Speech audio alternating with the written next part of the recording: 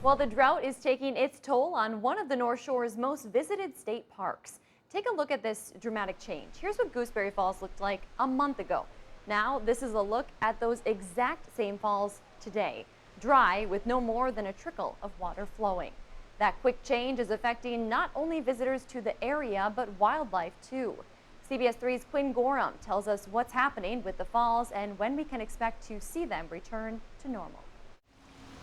Certainly would be more spectacular if it were not, but it's just part of nature. Visitors to Gooseberry Falls this week have come expecting a beautiful rushing waterfall.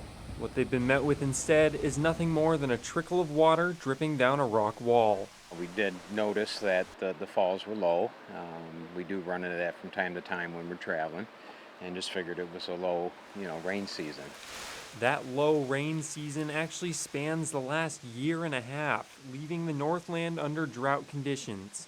It's also brought waters from the Gooseberry watershed, which flows to the falls, to lows that aren't normal for this time of the year. So the upstream wetlands, as they start losing water levels, there's less water obviously feeding into those tributaries, and then less that feeds into the Gooseberry River, and obviously then less that comes over our falls. Nick Hoffman, assistant park manager at Gooseberry, says those low levels are now impacting plants and animals in the area. The lower water level can cause some problems for trout species and fish and other aquatic species with the lower places for them to be in, and drying up pools can become more of a problem as this drought persists. Hoffman says plants on the banks are also struggling in these dry conditions. As for when water levels could return to normal, Hoffman says the park needs lots of consistent rain before the visitors can expect to see gooseberries rushing falls again. It'd be better if these rain events were kind of like long in duration, nice long soakers rather than a hard downpour.